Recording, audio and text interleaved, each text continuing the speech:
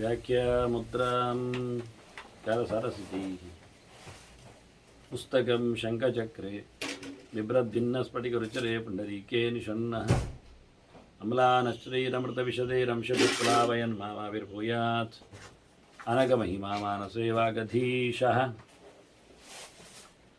ನಮಸ್ತೆ ಪ್ರಾಣೇಶ ಪ್ರಣತ ವಿಭವಾಯಾಮನಿಮಗಾಃ ನಮಃ ಸ್ವಾಮಿನ್ ರಾಮಪ್ರಿಯತಮಾನಮನ್ ಗುರುಗುಣ ನಮಸ್ತುಭ್ಯಂ ಭೀಮಪ್ರಭರತಮಕೃಷ್ಣೇಷ್ಟ ಭಗವನ್ನಮ ಶ್ರೀಮನ್ಮಧ್ವ ಪ್ರದಿಶ ಸುದರ್ಶನ್ನೋ ಜಯ ಜಯ ಶ್ರೀ ಗುರುಭ್ಯೋ ನಮಃ. ನಾರಾಯಣಂ ಸುರಗುರುಂ ಜಗದೇಕನಾಥಂ ಭಕ್ತಪ್ರಿಯಂ ಸಕಲಲೋಕನಮಸ್ಕೃತಂಚ ತ್ರೈಗುಣ್ಯವರ್ಜಿತಮಜಂ ವಿಭುಮಾದ್ಯಮೀಶಂ ವಂದೇ ಭವಗ್ನಂ ಅಮರಾಸುರಸಿದ್ಧವಂದ್ಯಂ ನಾರಾಯಣಂ ನಮಸ್ಕೃತ್ಯ ನರಂ ಚೈವ ನರೋತ್ತಮಂ ದೇವೀಂ ಸರಸ್ವತೀಂ ವ್ಯಾಸಂ ತತೋ ಜಯಮುದೀರೇ. ವೇದವ್ಯಾಸರ ಮಹಾಭಾರತದ ಚಿಂತಕರಿಗೆ ವಂದನೆಗಳು. ಅನುಶಾಸನ ಪರ್ವದ 78ನೆಯ ಪ್ರವಚನ. ಎಂಥ ಯೋಗ್ಯರು ನಮಗೆ ಸಿಗಬೇಕು ಎನ್ನುವುದರ ಚಿಂತನೆಯಲ್ಲಿ ಭೀಷ್ಮರು ಧರ್ಮರಾಜನಿಗೆ ಹೇಳುತ್ತಾ ಇದ್ದಾರೆ. ಬಹಳ ಅಪೂರ್ವವಾಗಿರತಕ್ಕಂತಹ ಕೆಲವು ವ್ಯಕ್ತಿಗಳ ಪರಿಚಯವನ್ನು ಕೊಡುತ್ತಾರೆ. ದಾನೇನ ತಪಸಾ ಚೈವ ಸತ್ವೇನ ಚ ಯುಧಿಷ್ಠಿರ ಯೇ ಧರ್ಮಂ ಅನುವರ್ತಂತೆ ತೇ ನರಾಹ ಸ್ವರ್ಗಗಾಮಿನಃ ಅಂತ. ಯಾರು ಸ್ವರ್ಗಕ್ಕೆ ತೆರಳುತ್ತಾರೆ, ಯಾರು ನಿರಯಕ್ಕೆ ನರಕಕ್ಕೆ ಹೋಗ್ತಾರೆ ಅನ್ನುವುದರ ಬಗ್ಗೆ ಎಲ್ಲ ಕೆಲವು ಮಾತುಗಳು ಬಂದಿವೆ. ವಾಸ್ತವವಾಗಿ ಇದು ದಾನ ಧರ್ಮ ಆಗಲಿಕ್ಕೆ ಹೋಗಿ ಮುಖ್ಯವಾಗಿ ದಾನದ ವಿಷಯವನ್ನು ಇಲ್ಲಿ ಸಿಕ್ಕಿಸ್ತಾ, ಯಾರು ದಾನದಿಂದ ಧರ್ಮವನ್ನು ಬೆಳೆಸಿಕೊಂಡಿದ್ದಾರೆ, ಧರ್ಮವನ್ನು ಅನುಸರಿಸುತ್ತಾರೆ. ದಾನ ಅಂದರೆ ವಿತರಣೆ ಅಂತ ಅರ್ಥ. ದಾನಂ ವಿತರಣಂ ಪ್ರೋಕ್ತಂ ಅಂತ ಎಲ್ಲರಿಗೂ ಹಂಚುವಂಥದ್ದು, ಇಲ್ಲದವರಿಗೆ ಹೆಚ್ಚಾಗಿ ನೀಡಬೇಕಾದ್ದು ಅಂತ ಇಂದು ಹೇಳುತ್ತಾನೆ. ಹಾಗೆಯೇ ತಪಸ್ಸಿನಿಂದ ಒಳ್ಳೆಯ ಕಠೋರವಾದಂತಹ ನಿಷ್ಠೆ,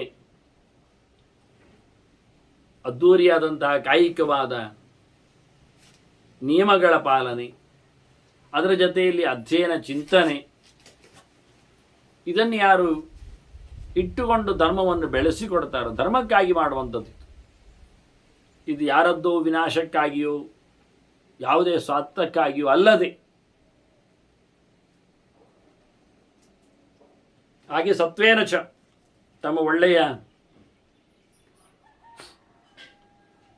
ಬಲದಿಂದ, ಗುಣದಿಂದ, ಪ್ರಭಾವದಿಂದ ಯಾರು ಧರ್ಮವನ್ನು ಉಳಿಸಿಕೊಳ್ಳುತ್ತಾರೆ ಅವರು ಸ್ವರ್ಗಕ್ಕೆ ತೆರಳುತ್ತಾರೆ.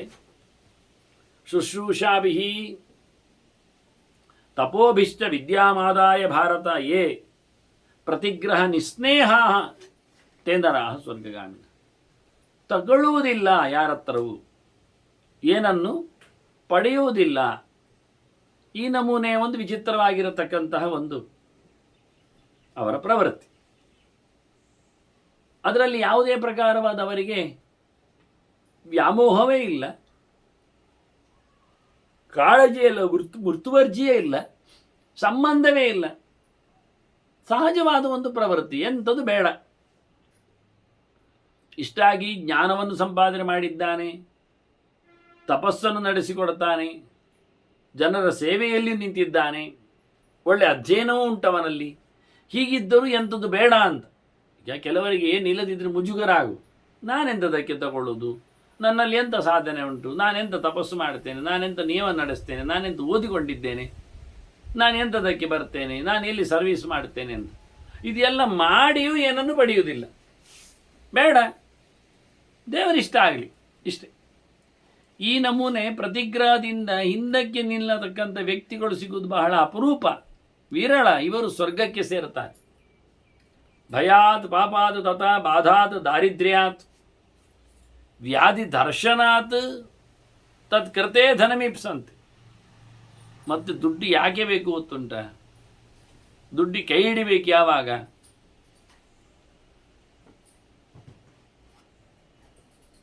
ಎಲ್ಲಿಯೂ ಅಪಾಯ ಇದ್ದರೆ, ತೊಂದರೆ ಇದ್ದರೆ, ರೋಗ ರುಜಿನಗಳಿಂದ ಪೀಡೆ ಇದ್ದರೆ ಅದರ ನಿವೃತ್ತಿಗಾಗಿ ಅವನು ಪರಿತಪಿಸಬೇಕು. ಏನಾದರೂ ಕರ್ಮಗಳನ್ನು ಮಾಡಬೇಕಾಗ್ತದೆ, ಚಿಕಿತ್ಸೆ ಮಾಡಬೇಕಾಗ್ತದೆ. ದುಡ್ಡಿಗೆ ಬೇಕು ಯಾರಿಗೂ, ಎಲ್ಲದಕ್ಕೆ. ಯಾಕೆ ಕೇಳಿದರೆ ಎಲ್ಲಿಯಾದರೂ ಏನಾದರೂ ಹೆಚ್ಚು ಕಡಿಮೆ ಆದರೆ ಅಂತ ಹೇಳಿದವರು, ಹೆಚ್ಚು ಕಡಿಮೆ ಆಗಿದ್ರೆ ರೋಗ ಅಂತ ಅರ್ಥ. ಯಾವ ರೋಗ ಯಾರಿಗೆ ಯಾವತ್ತು ಯಾವ ಪ್ರಕಾರದಲ್ಲಿ ಅಂಟಿ ಬಿಡ್ತದೆ ಹೊಡೆದಾಗ್ತದೆ ಅಂತ ಹೇಳಲಿಕ್ಕೆ ಆಗುವುದಿಲ್ಲ. ಎಷ್ಟು ಸಮಯ ಮಲಗಿರಬೇಕಾಗಿದೆ, ಅವನು ಬೆಡ್ ರಿಡನ್ ಆಗಬೇಕಾಗಿ ಗೊತ್ತಿಲ್ಲ ಜನರಿಗೆ. ಹೀಗಾಗಿ ರೋಗಕ್ಕೋಸ್ಕರ ದುಡ್ಡು ಒಟ್ಟು ಮಾಡೋದು ಜನ. ಹಾಗಾಗಿ ಯಾರಾದರೂ ದುಡ್ಡು ಬಯಸಿದರೆ ರೋಗದ ನಿವೃತ್ತಿಗಾಗಿ, ಚಿಕಿತ್ಸೆಗಾಗಿ ಅಷ್ಟೇ.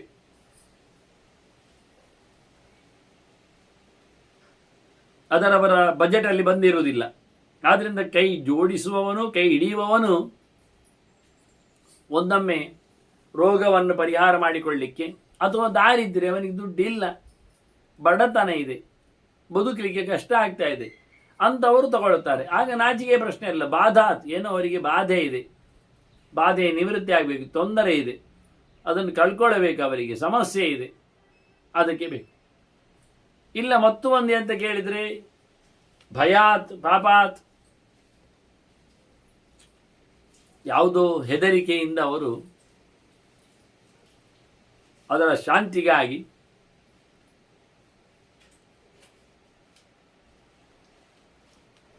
ದುಡ್ಡನ್ನು ಪಡಿತಾ ಇದ್ದಾರೆ. ಪಾಪಾತ್, ಕೆಟ್ಟ ಕೆಲಸ ನಡೆದಿದೆ, ಅದರ ನಿವೃತ್ತಿಗಾಗಿ ಮಾಡಬೇಕಾಗಿದೆ, ಪ್ರಾಯಶ್ಚಿತ್ತಕ್ಕೆ. ಇಂಥವರೆಲ್ಲ ದುಡ್ಡು ತಮ್ಮ ವೈಭವಕ್ಕೆ, ವೈಭೋಗಕ್ಕೆ, ಮೆರಸಾಟಕ್ಕೆ ಅಲ್ಲ. ಅಂಥವರು ನಿಜವಾಗಿ ಸ್ವರ್ಗಕ್ಕೆ ಸರಿಯಾಗ್ತಾರೆ. ಕ್ಷಮಾವಂತಶ್ಚ ಧೀರಾಶ್ಚ ಧರ್ಮಕಾರ್ಯಶ್ಚ ಉತ್ಥಿತ ಮಂಗಳಾಚಾರ ಸಂಪನ್ನ ತೇ ನರಃ ಸ್ವರ್ಗಗಾಮಿನಃ. ಬದುಕಿನುದ್ದಕ್ಕೆ ಒಳ್ಳೆಯ ಕೆಲಸವನ್ನೇ ಮಾಡುವವರು, ಸೈರನ್ಯ, ಕ್ಷಮೆ,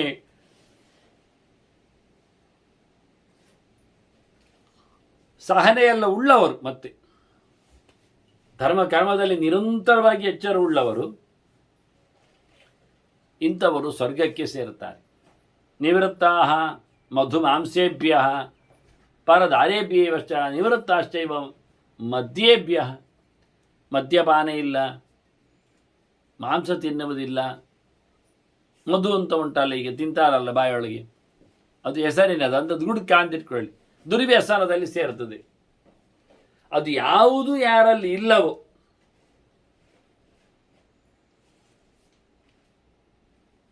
ಅಂಥವರು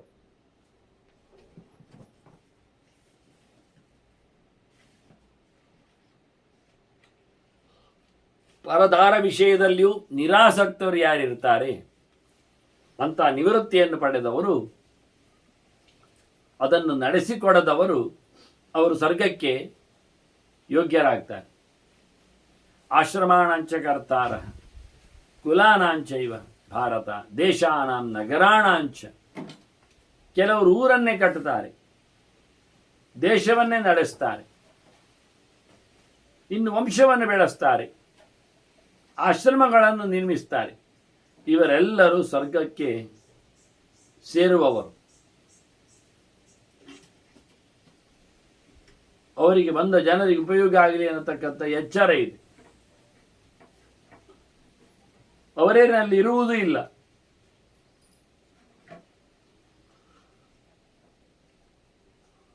ವ್ಯವಸ್ಥೆಗೆ ಜನರನ್ನು ಇಡುವುದಿಲ್ಲ, ಅವರೇ ಬಂದವರೇ ವ್ಯವಸ್ಥೆ ಮಾಡಿಕೊಳ್ಳುವುದು. ಈ ನಮೂನೆ ಬೇಕಾಗಿರತಕ್ಕಂತಹ ಅರವಟ್ಟಿಗೆಗಳನ್ನು, ಅನುಕೂಲಗಳನ್ನು ನಡೆಸಿಕೊಟ್ಟವರು ಸ್ವರ್ಗಕ್ಕೆ ಬರುವವರು. ಅಷ್ಟೇ ಅಲ್ಲದೆ ದಾರಿಯುದ್ದಕ್ಕೆ ಅವರು ಬೇಕಾಗಿರತಕ್ಕಂತಹ ಅನುಕೂಲವನ್ನು ಮಾಡಿಕೊಡ್ತಾರೆ.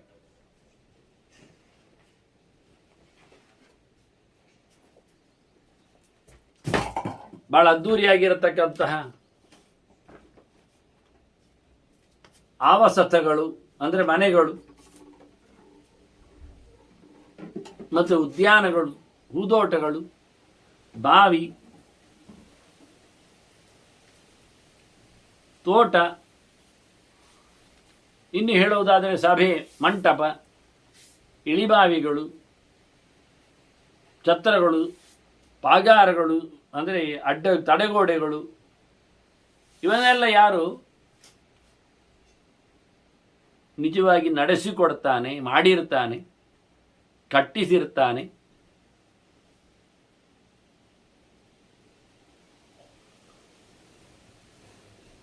ಸಮಾಜಕ್ಕೆ ಉಪಯೋಗವಾಗುವಂತೆ ಅಂಥವರು ಸಹ ಸ್ವರ್ಗವನ್ನು ಸೇರುತ್ತಾರೆ. ಮತ್ತು ಸರ್ವಹಿಂಸಾ ನಿವೃತ್ತಾಶ್ಚ, ಯಾವ ಪ್ರಕಾರದ ಹಿಂಸೆಯೂ ಇಲ್ಲ, ಮಾತಿನಲ್ಲೇ ಆಗಲಿ, ಮನಸ್ಸಿನಲ್ಲೇ ಆಗಲಿ, ಕಾಯಿಕವಾಗಿ ಆಗಲಿ, ದ್ರವ್ಯದ ನೆಲೆಯಲ್ಲಿ ಆಗಲಿ, ಸಂಪತ್ತಿನ ವಿಷಯದಲ್ಲಿ ಆಗಲಿ, ಯಾವ ಪ್ರಕಾರದಲ್ಲಿ ಯಾರಿಗೂ ಎಂದೂ ಸಹ ಹಿಂಸೆಯನ್ನು ಮಾಡದೇ ಇರುವವರು, ಸರ್ವ ಆಶ್ರಯಭೂತ, ಎಲ್ಲರಿಗೂ ತಾವು ಆಶ್ರಯರಾಗಿದ್ದವರು, ಸರ್ವ ಸಹ ಎಲ್ಲವನ್ನು ಸಹಿಸಿಕೊಳ್ಳುವವರು, ಇವರೆಲ್ಲ ಸ್ವರ್ಗಕ್ಕೆ ಬರುವವರು. ಮುಖ್ಯವಾಗಿ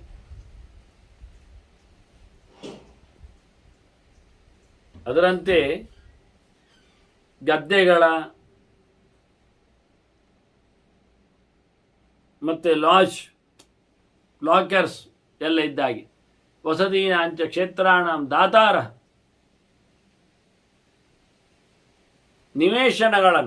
ನಿವೇಶನಾನಾಂಚ ದಾತಾರ, ಮನೆ ಗುಡಿಯನ್ನೆಲ್ಲ ಕಟ್ಟಿಕೊಡ್ತಾರಲ್ಲ, ಇವರೆಲ್ಲ ಸ್ವರ್ಗವಾಸಿಗಳಾಗ್ತಾರೆ. ಮಾತರಂ ಪಿತರಂಚೈವ ಶುಶ್ರೂಷಂತಿ ಜಿತೇಂದ್ರಿಯಾ, ಭ್ರಾತರಂಚೈವ ಸಸ್ನೇಹ.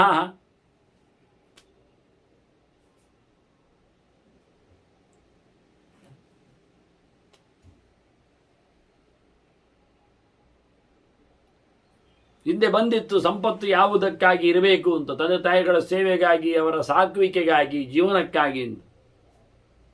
ಆ ಪ್ರಕಾರ ತಂದೆ ತಾಯಿಗಳ ಸೇವೆ ಮಾಡುವವರು, ಅದು ಬೈದುಕೊಳ್ಳದೆ, ಹಿಂಸೆ ಮಾಡದೆ, ಅಂಜಿಕೊಳ್ಳದೆ, ದೂರ ನಿಲ್ಲದೆ, ಸಂಭ್ರಮಿಸಿಕೊಂಡು ಸಂತೋಷವಾಗಿ ಯಾರು ನೆರವೇರಿಸಿಕೊಡ್ತಾನೆ, ಅವರ ಸೇವೆಯನ್ನು ನಾನು ಮಾಡಿಕೊಡ್ತಾನೆ, ಅಂತಹ ಜಿತೇಂದ್ರಿಯವುಳ್ಳ ವ್ಯಕ್ತಿಯು ಅವನು ಸ್ವರ್ಗವನ್ನು ಸೇರುತ್ತಾನೆ.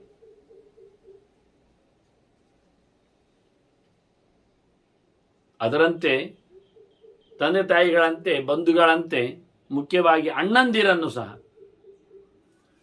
ಭ್ರಾತರಂಚೈವ ಸಸ್ನೇಹ ಅಂತ ಅತ್ಯಾದರದಿಂದ ಯಾರು ನೆಲೆಗೊಳ್ತಾರೆ ಅವರು ಸಹ ಸ್ವರ್ಗವಾಸಿಗಳಾಗ್ತಾರೆ. ಬಹುಪುತ್ರಾ ಶತಾಯುಷಃ ಸಾನುಕ್ರೋಶಾ ಜಿತಕ್ರೋಧಾ, ಕೋಪ ಗೆದ್ದವರು,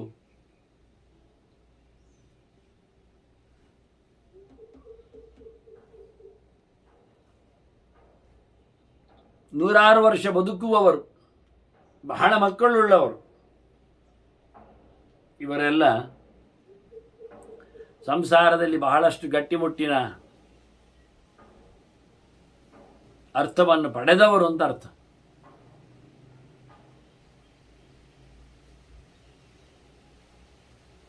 ಇಂಥವರು ಸ್ವರ್ಗಕ್ಕೆ ಸೇರಲು ಯೋಗ್ಯರಿರ್ತಾರೆ. ಆಡ್ಯಾಶ್ಚ ಬಲವಂತಶ್ಚ, ಸಂಪತ್ತು ತುಂಬಿ ತುಳುಕಿದೆ, ಬಲಿಷ್ಠರಿದ್ದಾರೆ, ಹಾಗೆಯೇ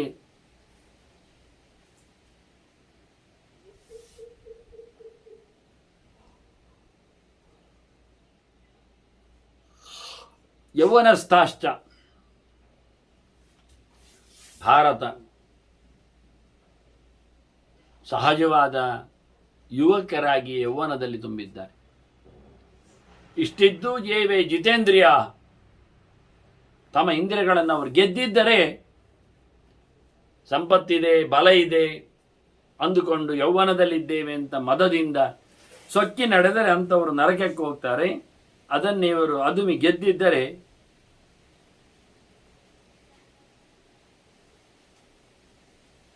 ಇವರು ಸ್ವರ್ಗಕ್ಕೆ ತೆರಳುತ್ತಾರೆ. ಭಗವಂತನ ಪ್ರೇರಣೆಯಲ್ಲಿ ಬದುಕುವವರು ವೀರರವು, ಮಾನಸಿಕವಾಗಿ ಗಟ್ಟಿಗರಿದ್ದಾರೆ. ಅಪರಾಧಿಷು ಸಸ್ನೇಹ ಮೃದವ ಮೃದುವತ್ಸಲ ಆರಾಧನ ಸುಖ. ಇನ್ನು ಕೆಲವರು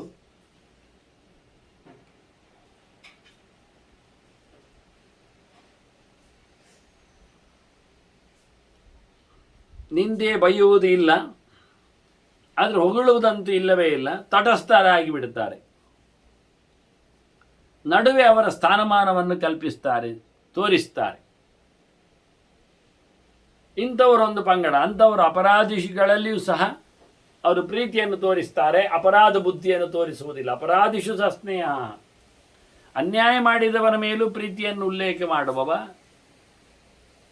ಅಷ್ಟು ಮೃದು ಇದ್ದಾನೆ.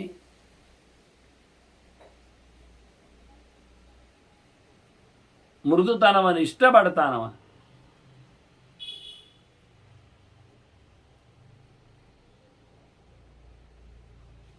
ಅಂಥವರಿಗೂ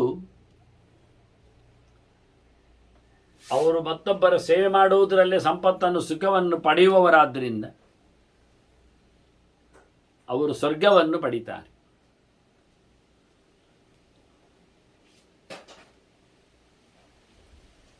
ಸಹಸ್ರ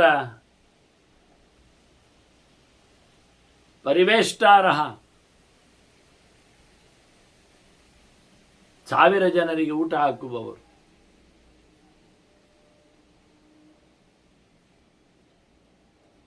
ಹಾಗೆಯೇ 1000ವನ್ನು ಕೊಡುವವರು ಸಹ ಸಹಸ್ರ ತ್ರಾತಾರಶ್ಚ, ಹಾಗೆ ರಕ್ಷಣೆ ಮಾಡ್ತಾರೆ 1000 ಜನರನ್ನು. ಅಂಥವರು ಆ ಪುಣ್ಯ ವಿಷಯದಿಂದ ಸ್ವರ್ಗಕ್ಕೆ ತೆರಳುತ್ತಾರೆ. ಸುವರ್ಣಸ್ಯ ಚ ದಾತಾರಃ ಗವಾಂಚೈವ ಯಾನಾನಾಂ ವಾಹನಾಂಚೈವ ದಾತಾರಃ, ಚಿನ್ನ ದಾನ ಮಾಡುವವರು, ಧನದಾನ ಮಾಡುವವರು,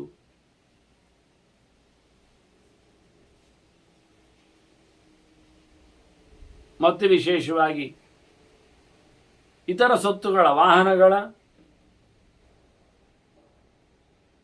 ಯಾನಗಳ, ಯಂತ್ರಗಳ ಇವೆಲ್ಲಗಳ ದಾನ ಮಾಡುವವರು ಅವರು ಸ್ವರ್ಗಕ್ಕೆ ಯೋಗ್ಯರಾಗ್ತಾರೆ.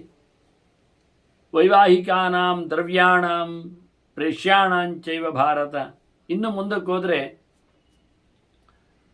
ಸಾಮೂಹಿಕವಾದ ವಿವಾಹ, ಸಾಮೂಹಿಕ ಅಲ್ಲ ಆದರೂ ಧರ್ಮ ವಿವಾಹ, ಉಚಿತ ವಿವಾಹ,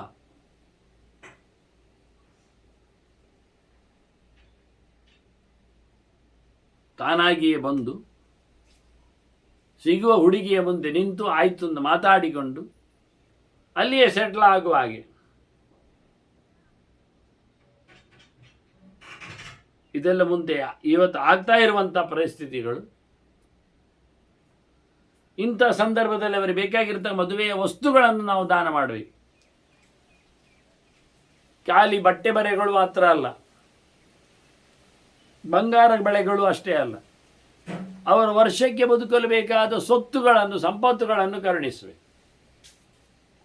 ಮತ್ತು ಒಂದಿಷ್ಟು 5 kg ಉಪ್ಪನ್ನೇ ತಂದಿಡುವುದಲ್ಲ, ಒಂದು ವರ್ಷಕ್ಕೆ ಬೇಕು ಹೇಳಿದ್ದಾರೆ ಅವರು ಮದುವೆಯಾದವರಿಗೆ. ಅವರು 5 kg ಉಪ್ಪನ್ನು ಮಾತ್ರ ತಿನ್ನುವುದಾ? ಇಲ್ಲಿ ಒಂದು 250 kg ಅಕ್ಕಿಯನ್ನು ತಿನ್ನುವುದಿಲ್ಲ ಅವರು ವರ್ಷಕ್ಕೆ.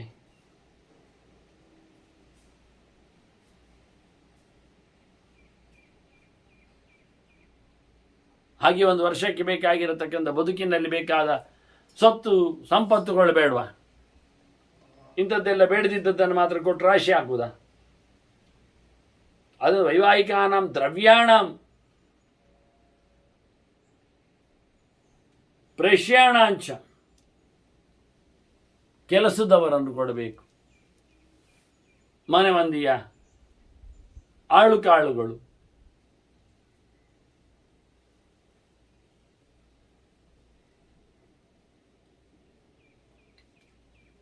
ಇವೆಲ್ಲವನ್ನು ಕೊಡುವುದು ಅಂದಾಗ ಕೆಮ್ಮೆ ವಿಷಯ ಅಲ್ಲ. ಈ ದಾತೃಗಳು ಸ್ವರ್ಗಕ್ಕೆ ಸೇರ್ತಾರೆ. ಮೌಲ್ಯ ಇಲ್ಲದೆ, ಕೊಡಲಿಕ್ಕಿಲ್ಲದೆ ಮದುವೆಯನ್ನು ನಿಲ್ಲಿಸಿಕೊಳ್ಳುವವರಿರ್ತಾರೆ. ಅದೊಂದು ಇವತ್ತು ರೋಗ ಆಗಿದೆ. ಒಂದಿಷ್ಟು ಸಂಪತ್ತನ್ನು ಗೋಡೆ ಒಳಗೋ ಇಟ್ಟು ತೋರಿಸುವಂತೆ ನನಗನ್ನಿಸ್ತದೆ.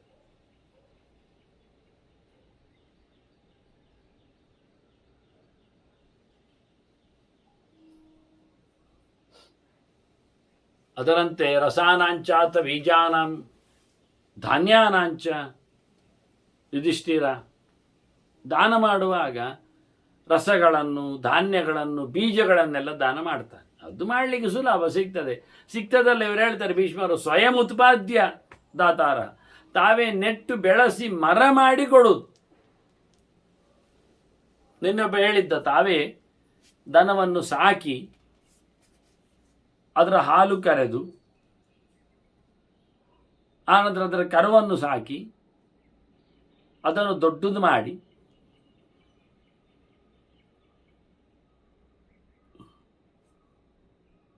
ಮತ್ತು ಅದು ಇನ್ನೊಂದು ಕರು ಹಾಕುವವರೆಗೆ ಕಾದು ಆ ಮೊದಲ ಕರುವನ್ನು ಬೇಕಾದವರಿಗೆ ಕೊಟ್ಟು ತನ್ನಷ್ಟಕ್ಕೆ, ಮೂರನೇ ಕರುವನ್ನು ಹಾಕುವುದು ಕಾದು ಎರಡನೇ ಕರುವನ್ನು ಬೇಕಾದವರಿಗೆ ಕೊಟ್ಟು ಮೂರನೇ ಕರುವಿನ ಜೊತೆಗೆ ದನವನ್ನು ದಾನ ಮಾಡು, ಅದರ ಇನ್ನೊಂದು ಕರುವನ್ನು ಇಟ್ಟುಕೊಂಡು ಮುಂದಕ್ಕೆ ತಳಿ. ಹೀಗೆ ಮಾಡ್ತಾ ಬಂದಾಗ ಆ ದನಕ್ಕೆ ಗರ್ಭವನ್ನು ಇನ್ನೊಂದರಿಂದ ತೆಗಿತಾ ಇದ್ರು, ಇಂಜೆಕ್ಷನ್ನಿಂದ. ಹೀಗಾಗಿ ಅದು ತನ್ನ ಜಾತಿಯನ್ನೇ ಕಳ್ಕೊಂಡಿದೆ. ಊರಿನ ಜಾತಿಯ ದನ ವಿದೇಶ ಜಾತಿಯ ಒಂದು ಪ್ರಾಣಿಯಾಗಿ ಬಿಟ್ಟಿದೆ. ಇದರಿಂದ ಅವರಿಗೆ ಪುಣ್ಯ ಪುರುಷಾರ್ಥ ಬಂತು ಹೇಳುವುದಾ? ಸ್ವಯಂ ಉತ್ಪಾದ್ಯ ದಾತಾರ, ತಾವೇ ಸೃಷ್ಟಿ ಮಾಡಿಕೊಂಡು ದನವನ್ನು ದಾನ ಮಾಡ್ತಾ ಇದ್ದಾರೆ. ಆದರೆ ಆ ದನವೇ ಇವತ್ತು ಬೇರೆ ಸೃಷ್ಟಿಯಾಗಿದೆ ಅಲ್ಲ, ರೂಪವನ್ನು ಕಳ್ಕೊಂಡಿತ್ತಲ್ಲ, ವಸ್ತು ಬೇರೆ ಆಯ್ತಲ್ಲ. ಈಗ ಇದು ಕಷ್ಟ ಆಗುತ್ತೆ. ಆದ್ರಿಂದ ತಾವೇ ರಚನೆ ಮಾಡಿಕೊಟ್ಟರೆ ಭಾರಿ ವಿಶೇಷ. ತಾವೇ ಬೆಳೆಸಿದ ತುಳಸಿಯಿಂದ ಪೂಜೆ ಪುನಸ್ಕಾರ ಮಾಡಿದಾಗ ಪುಣ್ಯ.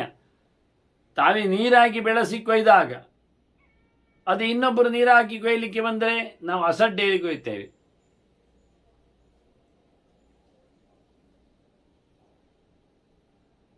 ತುಂಬ ಹೊಲಸಾಗಿ ಸಮಷ್ಟಿಯಾಗಿ ನಮ್ಮ ಇನ್ವಾಲ್ವ್ಮೆಂಟ್ ಇದ್ದರೆ ಅದಕ್ಕೆ ಪುಣ್ಯ ಜಾಸ್ತಿ.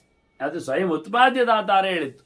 ಬೀಜ, ರಸ, ಔಷಧ ವಸ್ತು ಇದೆಲ್ಲ ನೀವು ಕೊಡಬೇಕಾದ್ರೆ ಅದು ಆವತ್ತಾವತ್ತಿಗೆ ಸರಿ, ಆವತ್ತಾವತ್ತು ತಯಾರು ಮಾಡಿ ಕೊಡುವುದಕ್ಕಿಂತ ಅವರಿಗೆ ಹಸಿ ಒಳ್ಳೆಯದು ನಿಜವಾಗಿ.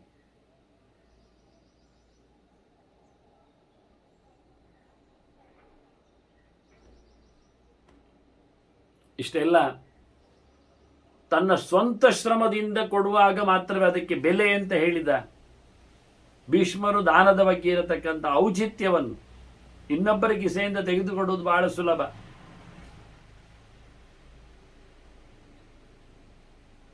ಸಾಲವನ್ನನ್ನು ತಪ್ಪಿಸಿಕೊಂಡು ದಾನವನ್ನು ನಡೆಸುವುದು ಬಹಳ ಸುಲಭ. ಅದರ ಪ್ರಯೋಜನ ಆಗಲಿಲ್ಲದು ಪುಣ್ಯಕ್ಕೆ. ಹೀಗಾಗಿ ತನ್ನ ಶ್ರಮಕ್ಕೆ ಬೆಲೆ ಉಂಟು ಅಂತ ಭೀಷ್ಮರು ಧರ್ಮರಾಜನ ಹೇಳಿದಾಗ ಧರ್ಮರಾಜ ಒಂದು ಪ್ರಶ್ನೆ ಕೇಳುತ್ತಾನೆ.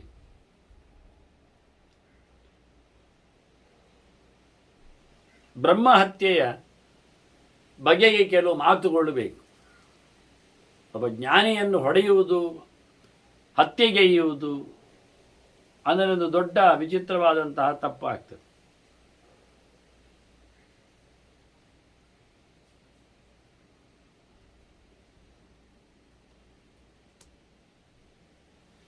ಅದನ್ನು ಹಿಂಸೆಯನ್ನು ಮಾಡುವವ, ಇನ್ನೊಬ್ಬರಿಗೆ ಉಪಟಳ ಕೊಟ್ಟು ತಿಳಿದವನಿಗೆ ಅನ್ಯಾಯ ಮಾಡುವ ಮೂಲಕ ಬಹಳ ದೊಡ್ಡದಾದಂತಹ ಸ್ಥಾನಮಾನ ಪಡೆದ ಹತ್ಯೆ ಹಾಳು ಅಂದರೆ ಬ್ರಹ್ಮಹತ್ಯೆ.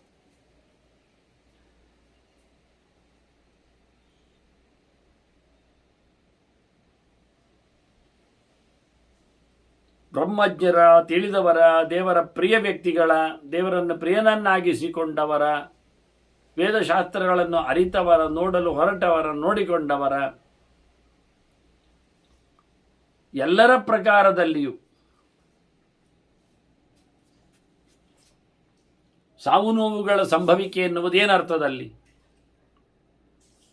ಯಾರನ್ನು ಕೊಲ್ಲದೆಯೂ ಬ್ರಹ್ಮಹತ್ಯೆ ಬರುವುದುಂಟಾ? ಯಾರನ್ನು ಹೊಡೆಯದೆಯೂ ಬ್ರಹ್ಮಹತ್ಯೆ ದೋಷ ಆಗ್ತದ?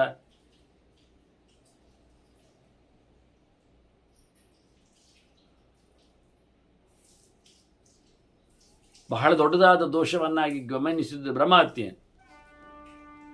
ಅದಕ್ಕೆ ಧರ್ಮರಾಜ್ ಕೇಳ್ತಾನೆ, ಅಹಿಂಸ ಇತ್ವಾಪಿ, ಯಾರನ್ನು ಹಿಂಸೆ ಮಾಡದೆ ಬ್ರಹ್ಮಹತ್ಯೆಯನ್ನು ಪಡೀಲಿಕ್ಕೆ ಆಗ್ತದ, ಪಡೀಲಿಕ್ಕೆ ಉಂಟ, ಪಡಿತಾರ. ಅಹಿಂಸೆ ಮಾಡದೆ ಬ್ರಹ್ಮಹತ್ಯೆ ಆಗುವುದು ಹೇಗೆ? ವಿರುದ್ಧವಾದ ಎರಡು ಧರ್ಮಗಳು. ಅದಕ್ಕೆ ಭೀಷ್ಮರು ಹೇಳುತ್ತಾರೆ, ನಾನು ವ್ಯಾಸರಲ್ಲಿ ಕೇಳಿದ್ದೇನೆ ಇದನ್ನೇ.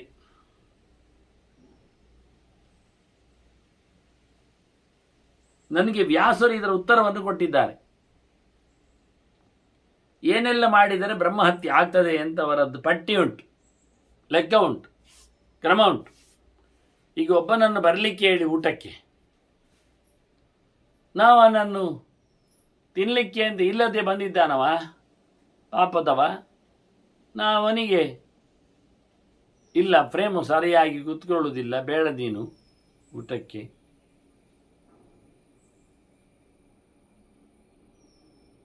ಹಾಗೆ ಹೇಳ್ತಾನೆ. ಹೀಗೆ ಬ್ರಾಹ್ಮಣಂ ಸ್ವಯಂ ಆಹೂಯ ಕರೆದು ಭಿಕ್ಷಾರ್ಥೆ ಕೃಷವೃತ್ತಿನಂ, ಏನಿಲ್ಲದವನಿಗೆ ಇಲ್ಲದೆ ಬೇರೆ ಕಡೆಯಲ್ಲಿ ಉಂಟಿಟ್ಟುಕೊಳ್ಳುವುದಲ್ಲ. ಬುರಿಯಾನ್ ನಾಸ್ತಿ ಇತಿ ಪಶ್ಚಾತ್ತಂ, ಮತ್ತೆ ಇಲ್ಲ ಹೇಳಿಬಿಟ್ರೆ ಅವನನ್ನು ನಾವು ಬ್ರಹ್ಮಹತ್ಯೆ ಮಾಡಿದವನು ಅಂತಲೇ ಕರಿತೇವೆ. ತಿಳಿದವನನ್ನು ಬಂದು ಅವನನ್ನು ಅವಮಾನ ಮಾಡಿದಾಗೆ, ಹೊಡೆದಾಗಿ, ಸಾಯಿಸಿದಾಗೆ ಅವನಿಗೆ. ಈ ನಮೂನಿದು ಬೇರೆ ಪ್ರಕಾರದಲ್ಲಿ ಹೊಡೆದದ್ದಿಲ್ಲ, ಕಡಿದದ್ದಿಲ್ಲ, ಹಿಂಸೆ ಕಾಣೋದಿಲ್ಲ. ಹಿಂಸೆ ಅಂದರೆ ನಾನು ಹೇಳಿದ್ದು, ಹಿಂಸೆಯನ್ನು ಶಾರೀರಿಕವಾದ ಹಿಂಸೆಯನ್ನು ಇಟ್ಟುಕೊಂಡು ಇದೆಲ್ಲ ಮನುಷ್ಯನಿಗೆ ಶಾಕ್ ಆಗ್ತದೆ, ಅದರಿಂದ ಒಂದು ರೀತಿ ಹಿಂಸೆಯೇ ಆಗ್ತದೆ ಮಾನಸಿಕವಾಗಿ ನೋಡಿಕೊಂಡ್ರೆ.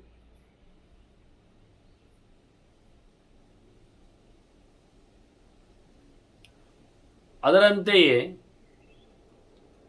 ಮಧ್ಯಸ್ಥಸ್ಯೇಹ ವಿಪ್ರಸ್ಯ ಯೋ ಅನೂಚಾನಸ್ಯ ಭಾರತ ವೃತ್ತಿಂ ಮಾರತಿ.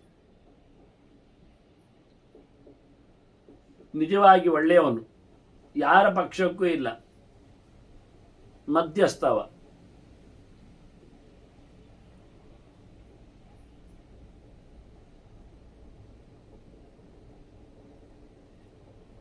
ಹಿಂದಿನಿಂದ ಬಂದ ಪರಂಪರೆಯಂತೆ ನಡೆದುಕೊಳ್ತಾ ಇದ್ದಾನೆ ಬೇರೆ. ಅಂಥವನಲ್ಲಿಯೂ ಸಹ ವೃತ್ತಿಯನ್ನು ಅಪಹಾರ ಮಾಡ್ತಾರೆ, ಮೋಸ ಮಾಡಿದ್ದ ಅಂತ ಹೇಳಿಕೊಂಡು. ಅದು ಸರಿಯಾಗಲಿಲ್ಲ, ಅದು ಬ್ರಹ್ಮಹತ್ಯೆ, ಅನ್ಯಾಯ ಮಾಡಿದ್ದಕ್ಕೆ.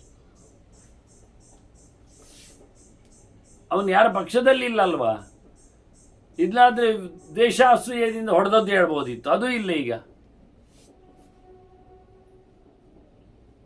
ಅಂಥದ್ದು ಅಡ್ಡದಾರಿಯಲ್ಲಿನ ಹಿಂಸೆ, ಆದ್ದರಿಂದ ಅದು ಬ್ರಹ್ಮಹತ್ಯೆಯಂತೆ ಆಗಿ ಹೋಯಿತು. ಶಾರೀರಿಕ ಹಿಂಸೆ ಆಗದಿದ್ರೂ ಮಾನಸಿಕವಾದ ಘಾಸಿ ಅಷ್ಟು ಪ್ರಬಲವಾಗಿ ಬಿಟ್ಟಿತು.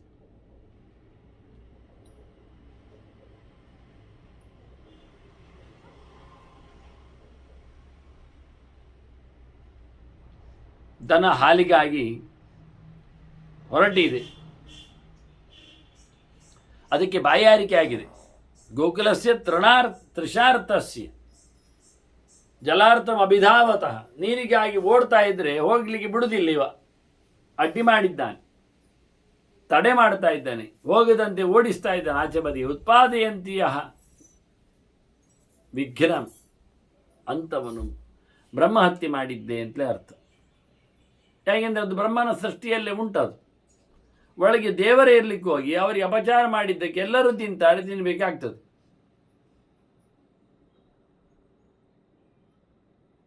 ಅದು ಸತ್ಯವಾದ ಬದುಕಿನ ಕ್ರಮ. ದನಕ್ಕೆ ಉಪಟಳ ಮಾತ್ರ ಅಲ್ಲ, ಮನುಷ್ಯನಿಗೂ ಹೇಳ್ತಾರೆ ಅವರು.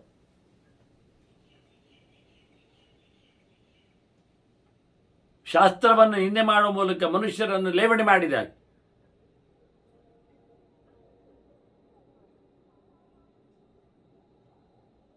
ಚಾಲ್ತಿಯಲ್ಲಿರುವ ಬದುಕಿನ ಬಗೆಯದು. ಎಂ ಪ್ರವೃತ್ತಾಂ ಶ್ರುತಿಂ ಸಮ್ಯಕ್ ಶಾಸ್ತ್ರಂ ವ ಮುನಿಭಿಃ ಕೃತಂ ದೂಷೇತ್. ಅದೆಂಥದ್ದು? ಅನಭಿಜ್ಞಾಯ, ಓದಿಕೊಳ್ಳುವುದಿಲ್ಲ ಆದರೂ ದೂಷಣೆ ಮಾಡ್ತಾನೆ. ಶಾಸ್ತ್ರವನ್ನೇ ನಂಬ್ತಾ ಇಲ್ಲ, ಹೇಳ್ತಾ ಇಲ್ಲ. ಶಾಸ್ತ್ರವನ್ನು ನೋಡಿಕೊಂಡವರು, ಚೌಕಟ್ಟಾಗಿದ್ದವರು, ನೋಟ್ಸ್ ಕೊಟ್ಟವರು, ಈ ರೀತಿಯಾಗಿ ಅಂತ ಹೇಳಿದವರು ಅದನ್ನು ಒಪ್ತಾ ಇಲ್ಲ ಇವ. ಒಳ್ಳೆಯ ವೇದವನ್ನು, ಒಳ್ಳೆಯ ಕ್ರಮಬದ್ಧವಾದಂತಹ ಪ್ರಕೃತಿಯನ್ನು ಎಲ್ಲ ಒಪ್ಪದೆ ಲೇವಡಿ ಮಾಡಿದರೆ ಅವನು ಅಯೋಗ್ಯ ಅಂತ ಅರ್ಥ. ಬ್ರಹ್ಮಹತ್ಯೆ ಮಾಡಿದ ಅಂದರೆ ಶಾಸ್ತ್ರವನ್ನು ಹತ್ಯೆ ಮಾಡಿದ್ದಾನವನು. ತಸ್ಮಾ ಶಾಸ್ತ್ರ ಪ್ರಮಾಣಂತೆ ಎಂದು ಕೃಷ್ಣನೇ ಹೇಳಿತ್ತು. ಶಾಸ್ತ್ರ ಪ್ರಮಾಣ ಆಗ್ತದೆ, ಪ್ರಮಾಣದ ಮೇಲೆ ಇವನಿಗೆ ಡೌಟು, ವಿರೋಧ ಅಂದರೆ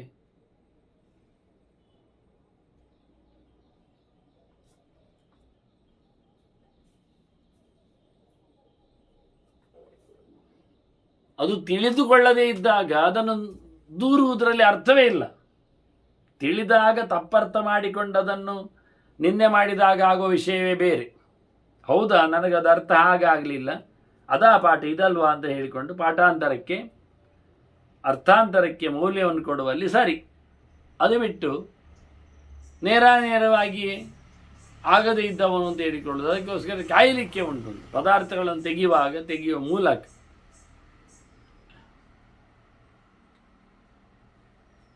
ಋಷಿಮುನಿಗಳು ನಮ್ಮ ಮುಂದೆ ಅದನ್ನು ತಂದಿಟ್ಟವರು, ಶಾಸ್ತ್ರವನ್ನು ಅನುಭವಿಸಿಕೊಂಡು ನಿಂತವರು. ಅದನ್ಯಾರು ಒಪ್ಪುವುದಿಲ್ಲ ಅನ್ನುವುದಕ್ಕಿಂತಲೂ ದೂಷಯತಿ ಅಂತ ದೂಷಣೆ ಮಾಡ್ತಾನಲ್ಲ ತಪ್ಪು ಗ್ರಹಿಕೆಯಿಂದ, ಇದರಿಂದ ಅವನಿಗೆ ಬ್ರಹ್ಮಹತ್ಯೆಯ ದೋಷ ಬರ್ತದೆ.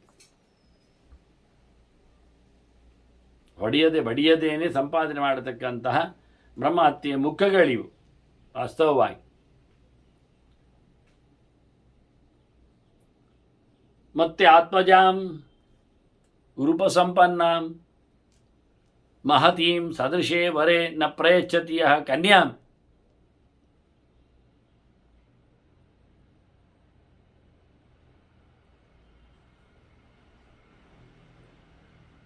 ಸಹ ಅವನು ಬ್ರಹ್ಮಹತ್ಯೆಯನ್ನು ಮಾಡಿದಂಥ ಪಾಪವನ್ನು ಉಣ್ತಾನೆ. ತನ್ನ ಮಗಳನ್ನೇ ಮದುವೆ ಆಡಿಕೊಡದವನು.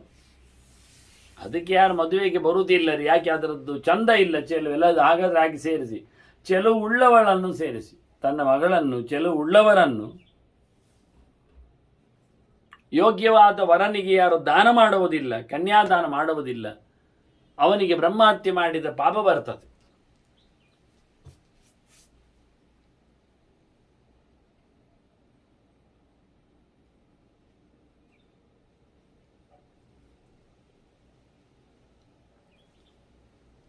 ಅಧರ್ಮನಿರತಃ ಮೂಢಃ ಮಿಥ್ಯಾಯೋ ವೈ ದ್ವಿಜಾತಿಷು ದದ್ಯಾತ್ ಮರ್ಮಾತಿಗಂ ಶೋಕಂ. ಅಧರ್ಮದಲ್ಲಿದ್ದುಕೊಂಡು ಒಬ್ಬ ವ್ಯಕ್ತಿಗೆ ಬಹಳಷ್ಟು ಹಿಂಸೆ ಮಾಡ್ತಾನೆ ಅಂತ ಆದರೆ, ಅವನ ಮನಸ್ಸು ಕೆಡುವಷ್ಟರ ಮಟ್ಟಿಗೆ ಅವನನ್ನು ಕೆರಳಿಸಿದ್ದಾನೆ, ಬೈದಿದ್ದಾನೆ ಅಂದರೆ ಅವನು ದಡ್ಡನಿದ್ದಾನೆ ಅಂತ ಅರ್ಥ. ಸುಮ್ಮನೆ ಅನ್ಯಾಯ ಮಾಡ್ತಾ ಇದ್ದಾನೆ ಅಂತ ಅರ್ಥ. ಇನ್ನೊಬ್ಬರಿಗೆ ಅವನ ವಾಹನವನ್ನೇ ನಿಜವಾಗಿ ವಿರೋಧಿಸ್ತಾರೆ, ನಿಲ್ಲಿಸ್ತಾರೆ.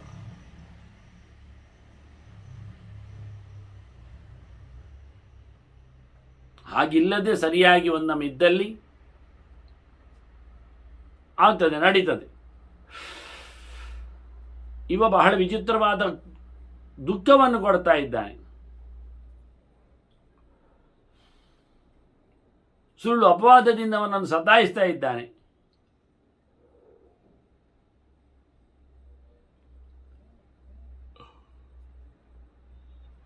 ಅಂಥವನು ಸಹ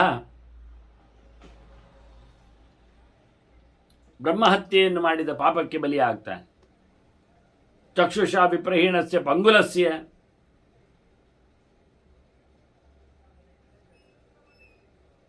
ಕಾಲು ಕಾಣದವನಿಗೆ, ಕಣ್ಣು ಕಾಣದವನಿಗೆ, ಕಾಲು ಕೆಲಸ ಮಾಡದವನಿಗೆ ಪಂಗುಲ ಅಂದರೆ. ಮತ್ತು ಜಡಸ್ಯವ ಅಂಥವನ ಸಂಪತ್ತನ್ನು ಕದ್ದು ಬಿಟ್ಟರೆ ಹರೇತ ಯೋವೈ ಸರ್ವಸ್ವಂ, ಪೂರ ಅವನ ಸೊತ್ತನ್ನು ಲೂಟಿ ಮಾಡಿದವ ಬ್ರಹ್ಮಹತ್ಯೆಗೆ ಪಾಪಕ್ಕೆ ಬಲಿಯಾಗ್ತಾನೆ. ಆಶ್ರಮೇವ ವನೇವಾಪಿ ಗ್ರಾಮೇವ ಯದಿವ ಪುರೇ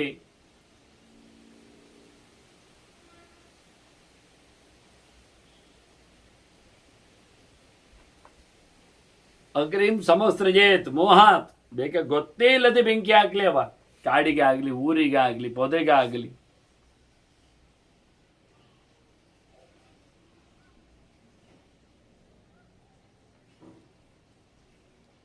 ಅದರಿಂದ ಬಹಳಷ್ಟು ಅನರ್ಥ ಆಗ್ತದೆ, ನಾಶಗಳು ಉಂಟಾಗ್ತವೆ. ಇದರಿಂದ ಆತ ಬ್ರಹ್ಮಹತ್ಯೆಯ ಪಾಪಕ್ಕೆ ಕಾರಣನಾಗ್ತಾನೆ. ಅದು ಸಣ್ಣ ಪೊದೆ ಇರಲಿ, ಒಂದು ಆಶ್ರಮ ಇರಲಿ, ದೊಡ್ಡ ಉದ್ಯಾನವೇ ಇರಲಿ. ಹಾಗಾಗಿ ಮುಳುಗೇಳುವ ಆ ತಾಣಗಳಲ್ಲಿ ಒಂದು ದೃಷ್ಟಿಯಿಂದ ಅನುಕೂಲಕ್ಕಿರತಕ್ಕ ಜಾಗಗಳಲ್ಲಿ ಬೆಂಕಿಯಾಗಿಕೊಂಡು ಮನುಷ್ಯನಿಗೆ ಹೋಗದಂತೆ ಮಾಡತಕ್ಕಂಥ ಉಪಟಳ ಒಂದೊಮ್ಮೆ ಇದ್ದರೆ ಅದು ಊರು, ವನ, ಗ್ರಾಮ, ಪಟ್ಟಣ ಎಲ್ಲಿ ಆದರೂ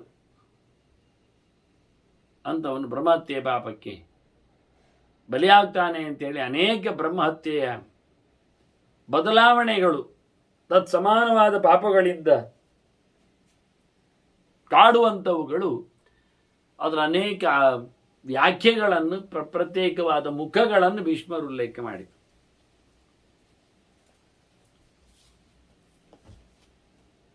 ಧರ್ಮರಾಜ ಕೇಳುತ್ತಾನೆ ಭೀಷ್ಮರಲ್ಲಿ, ನನಗೆ ಈ ನೆಲದಲ್ಲಿ ತೀರ್ಥಗಳ ಬಗ್ಗೆ ಹೇಳಬೇಕು ಅಂತ ಕೇಳಿದ. ತೀರ್ಥಾನಾಂ ದರ್ಶನಂ ಶ್ರೇಯ, ಜನರಿಗೆ ತೀರ್ಥಕ್ಷೇತ್ರಗಳನ್ನು ನೋಡುವುದೇ ಒಂದು ಭಾಗ್ಯ. ಸ್ನಾನಂಚ ಭರತರ್ಷಭ, ಅಲ್ಲಿ ಮೀಯುವುದು ಅಂದರೆ ದೊಡ್ಡ ಸಂಗತಿ. ಯಾಕೆಂದರೆ ಕಲಿಯುಗದಲ್ಲಿ 5,000 ವರ್ಷದಲ್ಲಿ ತೀರ್ಥಗಳ ಏನೊಂದು ಪವರ್ ಇದೆ, ಶಕ್ತಿ ಇದೆ, ಅದು ನಾಶ ಆಗ್ತದೆ ಅಂತ ಕ್ರಮ. ಇದನ್ನು ಪುರಾಣಗಳೇ ಹೇಳಿಕೊಂಡಿವೆ ವಾಸ್ತವವಾಗಿ. ಹಾಗಾಗಿ ಅಲ್ಲಿ ಮೇಯರು ಬೇಕಾಗಿರತಕ್ಕಂತಹ ಯೋಗ್ಯರು ಅವರು ಕಾಲಘಟ್ಟದಲ್ಲಿ ಸಿಗುವುದಿಲ್ಲ, ವಿರಳವಾಗ್ತಾರೆ. ಅದಕ್ಕಾಗಿ ಅದರ ಶ್ರವಣ, ಮಹಿಮೆಗಳ ಚಿಂತನೆ ಇವೆಲ್ಲ ಬಹಳ ಅಪರೂಪವಾದ ಸಂಗತಿಗಳಾಗ್ತವೆ. ನೀವು ತುಂಬ ತಿಳಿದವರು ಬೇರೆ, ಹಾಗಾಗಿ ನಾನು ಅದನ್ನು ಕೇಳಬೇಕು ಅಂತ ಇಷ್ಟಪಡುತ್ತೇನೆ. ಶ್ರೋತುಮಿಚ್ಛಾಮಿ ತತ್ವತಃ, ನನಗೆ ಅದನ್ನು ಯಥಾರ್ಥವಾಗಿ ನೀವು ತಿಳಿಸಿಕೊಡಬೇಕು, ತಾತ್ವಿಕವಾಗಿ ಹೇಳಿಕೊಡಬೇಕು ಅಂತ ಕೇಳುತ್ತಾನೆ. ಧರ್ಮರಾಜ ಬಹಳ ಸಾಧುಗಳ ಸಮಾವೇಶಗಳ ಜೊತೆಯಲ್ಲಿ ಸೇರಿದವ, ಹೀಗಾಗಿ ಇದನ್ನೆಲ್ಲ ಹಿಂದೆ ಹೋಗಿ ಬಂದವ ಬೇರೆ. ಅರಣ್ಯದಲ್ಲಿ ವಾಸ ಮಾಡಿಕೊಂಡವ 12 ವರ್ಷ ಇದ್ದವ. ಮಾರ್ಕಂಡೇಯರಾಗಲಿ ಇತರರಾಗಲಿ ಅವನಿಗೆ ಸಹಾಯ ಮಾಡಿದವರ ಹಿಂದೆ, ಅವನ ಜೊತೆಯಲ್ಲಿ ಹೇಳಿದ್ದ ದೇವಲವರೆಲ್ಲ, ನಾವು ತುಂಬ ಸರ್ತಿ ಬಂದು ಹೋಗಿದ್ದೇವೆ ನಿನ್ನ ಜೊತೆಯಲ್ಲಿ ಈಗ ಅಂತ. ಆಗ ಭೀಷ್ಮರು ಪ್ರತ್ಯೇಕವಾದ ಹೊಸದಾದ ಒಂದು ಸಿದ್ಧಾಂತವನ್ನು, ಚಿಂತನೆಯನ್ನು ತಿಳಿಸಿಕೊಡ್ತಾರೆ ಅವನಿಗೆ. ನಿನಗೆ ಅಂಗಿರಸ್ಸರು ಹೇಳಿದ ಮಾತನ್ನು ತಿಳಿಸ್ತೇನೆ. ಗೌತಮರ ಜೊತೆಯಲ್ಲಿ ಅದೊಂದು ರೀತಿಯ ಸಂವಾದ ನಡೆದಿತ್ತು. ಗೌತಮರು ಹೇಳ್ತಾರೆ, ಸಪ್ತಾಹಂ ಚಂದ್ರಭಾಗಾಂ ವೈ ವಿತಸ್ತಾಂ ಊರ್ಮಿಮಾಲಿನಿ, ಬಹಳ ದೊಡ್ಡ ಮಟ್ಟಿನ ತೆರೆಯನ್ನು ತಂದಿರತಕ್ಕಂಥ ವಿತಸ್ತಾ ನದಿ ಮತ್ತು ಚಂದ್ರಭಾಗ, ಇವುಗಳ ಜೊತೆಯಲ್ಲಿ 7 ದಿನಗಳ, 1 ವಾರಗಳ ಕಾಲ ವಿಗಾಹ್ಯವೈ ನಿರಾಹಾರ ನಿರ್ಮಲ ಮುನಿವದ್ ಭವೇತ್. 1-2 ದಿನದಲ್ಲಿ ಆಗುವ ಕೆಲಸ ಅಲ್ಲ ಅದು. ವಾರಗಟ್ಟಲೆ ಇರಬೇಕು ತಾಣಗಳಲ್ಲಿ, ಮತ್ತು ನಿರಾಹಾರನಾಗಿರಬೇಕು. ಆಹಾರಗಳ ಅಂದರೆ ಇವತ್ತು ಪಿಕ್ನಿಕ್ಕಾಗಿ ಯಾವುದೋ ವೈಭವದಲ್ಲಿ ಬದುಕಲು ಹೊಸಗೆ ಹೋಗುವಂಥದ್ದಲ್ಲ. ಆದಷ್ಟು ಮಿತಾಹಾರನಾಗಿ, ನಿರಾಹಾರಕ್ಕೂ ಮಿತಾಹಾರಕ್ಕೆ ಇರತಕ್ಕ ಸಂಬಂಧ. ಊಟವೇ ಇಲ್ಲ ಅಂತ ಅಲ್ಲ, ಊಟವೇ ಇಲ್ಲ ಆದರೆ ಒಂದು ವಾರದಲ್ಲಿ ಬದುಕುವುದಿಲ್ಲವ. ಆಹಾರಕ್ಕಾಗಿ ಬರುವುದಕ್ಕಿಂತ ಬಂದದ್ದಕ್ಕೆ ಆಹಾರವನ್ನು ಸ್ವೀಕರಿಸುವುದು ಎನ್ನುವ ನಿಯಮ. ಮಿತವಾದ ಆಹಾರಗಳು, ಅಲ್ಲಿನದ್ದೇ ಆಹಾರಗಳು. ಇವತ್ತು ನಮ್ಮ ಯಾತ್ರೆಗಳೆಲ್ಲ ವೈಭವದಲ್ಲೇ ಆಗಲಿಕ್ಕೆ ಕಾರಣ ಅಲ್ಲಿರತಕ್ಕಂಥವರು ಯಾತ್ರಾ ಕ್ಷೇತ್ರಗಳಲ್ಲಿ ಅವರು ಮಾಡಿಕೊಂಡಿರತಕ್ಕಂಥ ಫೆಸಿಲಿಟೀಸ್ಗಳು, ರೆಸ್ಟೋರೆಂಟ್ಗಳು, ಲಾಡ್ಜ್ಗಳು ಮತ್ತು ಅದಕ್ಕೆ ಸಂಬಂಧಪಟ್ಟಂತೆ ಬೇಕಾದ ಪ್ರೇಕ್ಷಣೀಯ ವ್ಯವಸ್ಥೆಗಳು. ಹಾಗಾಗಿ ಸಮುದ್ರ ಸ್ನಾನ ಆಗುವುದಕ್ಕಿಂತ ಹೆಚ್ಚು, ಪವಿತ್ರವಾದ ಸ್ನಾನ ಆಗುವುದಕ್ಕಿಂತ ಹೆಚ್ಚು ಸಮುದ್ರದ ಬದಿಯಲ್ಲಿ ವಿಹಾರಗಳೇ ಆಗ್ತಾ ಇರುವಂಥದ್ದು. ಈಗ ಸಕಲ ನದಿಗಳ ಆವಾಸವೆನಿಸಿಕೊಂಡ ಸಮುದ್ರ ಅವನನ್ನು ಪರ್ವಕಾಲದಲ್ಲಿ ಮಾತ್ರ ಸೇವಿಸಬೇಕು ಎನ್ನತಕ್ಕ ಧರ್ಮ ನಿಯಮವನ್ನು ತೂರಿ ಯಾವಾಗಲೋ ಎಂದೆಂದೋ ಹೇಗೇಗೋ ಏನೇನೋ ತಿಂದುಕೊಂಡೋ ಉಚ್ಛೇಷವನ್ನು ಎಸೆದುಕೊಂಡು ಮೈ ಮರೆತುಕೊಂಡು ಯಾವುದೋ ವಿದೇಶೀಯವಾದ ಅಸಭ್ಯವಾದ ಸಂಸ್ಕೃತಿಯ ಜೊತೆಯಲ್ಲಿಯೂ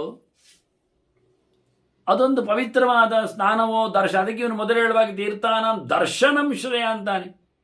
ನೋಡಿಕೊಳ್ಳುವುದರಲ್ಲೇ ಒಂದು ವೈಚಿತ್ರ್ಯ ಇದೆ, ಮತ್ತೆ ಸ್ನಾನ, ಮತ್ತೆ ಅದರ ಬಗ್ಗೆ ಮಹಿಮೆಯನ್ನು ತಿಳ್ಕೊಳ್ಳುವಂಥದ್ದು. ಏನಿಲ್ಲಿನ ಔಚಿತ್ಯ, ಯಾವ ಋಷಿಗಳ ತಾಣವಿದು, ಯಾರಿಗೆ ಸಿದ್ಧಿಯನ್ನು ಕೊಟ್ಟಿದೆ, ಯಾರು ಇದರ ಜನಕರಾಗಿದ್ದಾರೆ, ಇದಕ್ಕೆ ಯಾರು ಬೆಲೆಯನ್ನು ಕೊಟ್ಟಿದ್ದಾರೆ ಅಂತ.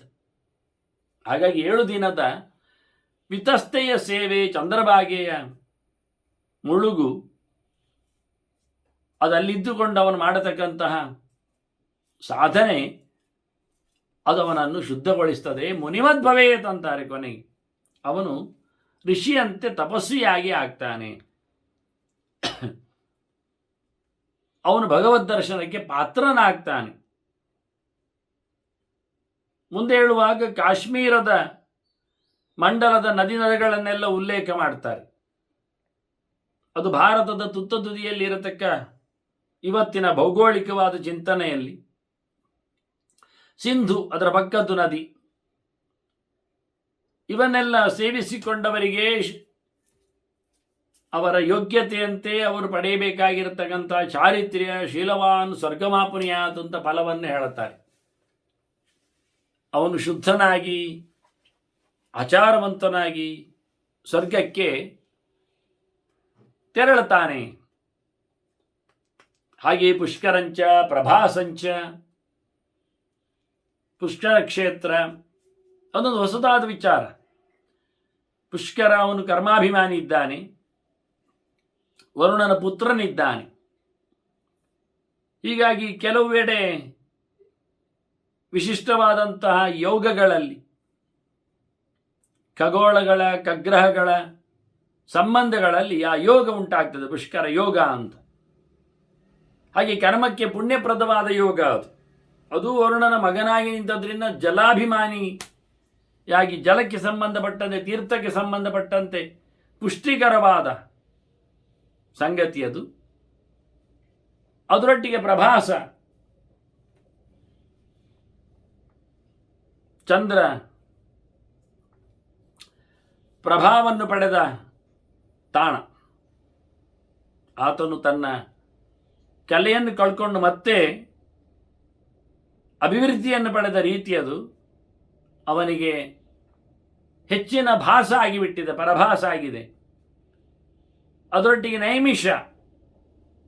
ನಿಮಿಷ ಮಾತ್ರದಲ್ಲಿ ಭಗವದೆಚ್ಚರವನ್ನು ಸಂಪಾದನೆ ಮಾಡಿಕೊಳ್ಳಿಕ್ಕೆ ಋಷಿಗಳೆಲ್ಲ ಕಲೆತು ಕೂತು ಕೆಲಸ ಮಾಡಿದ, ಪ್ರಯತ್ನ ಮಾಡಿದ ಅತ್ಯಂತ ವೈಬ್ರೇಷನ್ ಉಳ್ಳ, ಕಂಪನವುಳ್ಳ ಶುದ್ಧ ತಾಣ. ಬ್ರಹ್ಮದೇವರೇ ಧರ್ಮಚಕ್ರವನ್ನು ಉರುಳಿಸಿ ಎಲ್ಲಿ ಅದರ ಕಡ್ಡಿಗಳು ಕೀಲುಗಳು ಮುರಿದೋಗ್ತವೆಯೋ ಅಲ್ಲಿ ನಿಮ್ಮ ಧರ್ಮವನ್ನು ಬಿತ್ತರಿಸಿ ಅಂತ ಹೇಳಿದ ಕೇಂದ್ರ ತಳ, ಹೊಸ ನಿರ್ಮಾಣಗೊಂಡ ಉತ್ತರದ ದೇಶ. ಹಾಗೆ ಸಾಗರೋದಕಂ,